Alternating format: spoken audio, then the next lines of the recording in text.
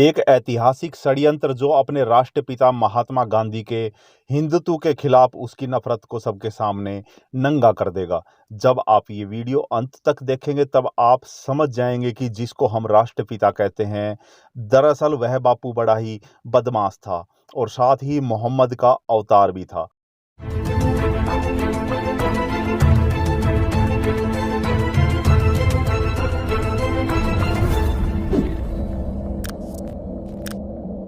नमस्कार, मैं विनोद यादव आपका स्वागत करता हूं सरल हिस्ट्री यूट्यूब चैनल के एक और नए वीडियो में। दोस्तों, आज की वीडियो में मैं आपको बताऊंगा कि कैसे हिंदुओं को बदनाम करने की साजिश रची गई और किस तरह एक खास समुदाय को सभ्य और अच्छा दिखाने की कोशिश की गई। दोस्तों, साल 1920 में देश की सभी मस्जिदों से दो किताबें जोर शोर से वितरित की जाने लगी। एक किताब का नाम था कृष्ण तेरी गीता जलानी पड़ेगी और दूसरी 19वीं सदी का लंबट महर्षि। ये दोनों किताबें बेनाम थी, यानी कि इनके लेखक और प्रकाशक का कोई नाम और अता पता नहीं था। इन दोनों किताबों में भगवान श्री कृष्ण और हिंदू धर्म पर बेहद अश्लील और बेहद घिनौनी बातें लिखी गई थी। साथ में देवी देवताओं के अश्लील रेखा चित्र भी बनाए गए थे। ये किताबें भारत की हर मस्जिद से वितरित की जाने लगी।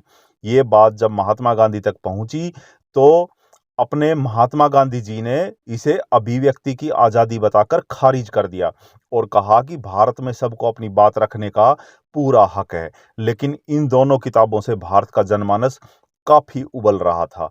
इसके बाद 1923 में लाहौर में मौजूद राजपाल प्रकाशन के मालिक राजपाल महाशय ने एक किताब प्रकाशित की जिसका नाम था रंगीला रसूल। उस किताब के लेखक का नाम गुप्त रखा गया। उसमें लेखक के नाम की जगह लिखा गया दूध का दूध और पानी का पानी। इसे चम्मूपति लाल के नकली नाम से प्रकाशित किया गया था।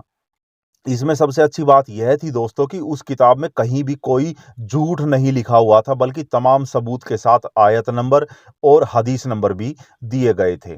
करीब 1.5 साल तक रंगीला रसूल भारत में बिकता रहा और कहीं पर कोई बवाल नहीं हुआ। लेकिन अचानक एक दिन 28 मई 1924 को अपने राष्ट्रपिता महात्मा गांधी को खुजली होती है और उसने अपने अखबार यंग इंडिया में एक लंबा चौड़ा लेख लिखकर रंगीला रसूल किताब की खूब जमकर निंदा की और अंत में लिखा कि मुसलमानों को खुद ऐसी किताब लिखने वालों को सजा देनी चाहिए। गांधी का ये लेख पढ़कर पूरे देश के मुसलमान भड़क गए और राजपाल प्रकाशन के मालिक राजपाल महाशय पर 3 सालों में कई बार हमले हुए। इस हमले की गांधी ने एक बार भी निंदा नहीं की और मजे की बात देखिए कि कुछ मुस्लिम धर्म के ठेकेदारों ने लाहौर कोर्ट में राजपाल महाशय के खिलाफ केस भी दर्ज कर दिया। कोर्ट ने 4 इस्लामिक विद्वानों को खड़ा करके पूछा कि उस किताब में क्या खामी है, क्या कमी है और कौन सी लाइन गलत है, हमें बताइए। चारों इस्लामिक विद्वान इस बात पर सहमत थे कि इस किताब में कहीं पर कोई गलत लाइन नहीं लिखी गई है। इस पर लाहौर हाई कोर्ट ने महाशय राजपाल जी को बाइज्जत बरी करके और इस मुकदमे को खारिज कर दिया था। लेकिन महात्मा गांधी तो महान आत्मा थे, वो कहाँ रुकने वाले ठहरे। इसके बाद गांधी ने 3 अगस्त 1924 को यंग इंडिया में एक और भड़काने वाला लेख लिखा। उसमें अपने राष्ट्रपिता महात्मा गांधी ने लिखा कि जब व्यक्ति को अदालतों से न्याय ना मिले तो खुद प्रयास करके ले लेना चाहिए। यानी कि गांधी के अकॉर्डिंग ये साफ था कि अब मुसलमानों द्वारा हिंदुओं को मार डालना चाहिए। इसके बाद राजपाल महाशय पर 2 बार और हमले हुए और आखिर में 6 अप्रैल 1929 को हमले में उनकी जान चली गई। इल्मुद्दीन नाम का एक मुस्लिम युवक महाशय राजपाल पर गंडासे से कई वार करता है जिसमें उनकी जान चली जाती है। जिस दिन उनकी हत्या हुई उसके 4 दिन बाद गांधी लाहौर में थे, लेकिन राजपाल जी की मृत्यु पर शोक प्रकट करने के लिए उनके घर पर नहीं गए। कैसे जाते, क्योंकि उन्होंने खुद मुसलमानों को राजपाल जी को मारने के लिए भड़काया था। इतना ही नहीं, अपने किसी भी लेख में राष्ट्रपिता ने कभी भी राजपाल महाशय की हत्या की निंदा नहीं की।